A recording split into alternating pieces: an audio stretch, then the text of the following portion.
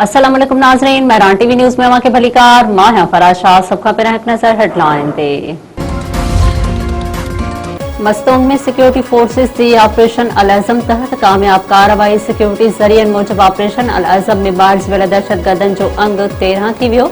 मस्तोंग के खडकोचा वाले इलाके में कार्रवाई दौरान दहशतगर्दन जा ठिकाना तबाह। सिंध के मुख्तलिफ इलाकन में किथे हल्की किथे तेज बरसात मिठी। नंगर पार्कर डेपलो इस्लामकोट और छाछरे समेत थरपारकर में तेज वस्कारो। उमरकोट सांगड़ बदीन दादू टंडो आदम शहदादपुर सामारो और गोलारचे में बरसात।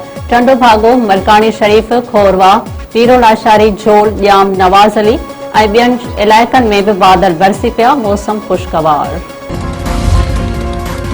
सिंध में बरसातुनि जी अॻकथी हुकूमत समूरन इदारनि खे अलर्ट जारी करे छॾियो। सीनियर सूबाई वज़ीर शर्जील इनाम में चयो आहे त सिंध हुकूमत समूरन लाॻापियल इदारनि खे हाई अलर्ट ते रखियो आहे ऐं माण्हुनि जी जान ऐं माल जी हिफ़ाज़त खे यकीनी बणाइण लाइ जामे ऐं असराइता उपाउ वरिता पिया वञनि। पंहिंजे जारी कयल बयान में शर्जील इनाम जो चवणु हो त समूरनि ज़िलनि जे इंतज़ामिया टाउन ऐं यूसी सतह जे इंतज़ामिया खे तयार रहण जूं हिदायतूं जारी कयूं वयूं आहिनि। हंगामी सूरतहाल के मुंहुं ॾियण लाइ मुकम्मल तैयारी ऐं फौरी रद्दअमल खे यकीनी बणायो वञे। सिंध हुकूमत कंहिं बि इम्कानी हंगामी सूरतहाल के मुंहुं ॾियण लाइ मुकम्मल तौर ते तयार आहे।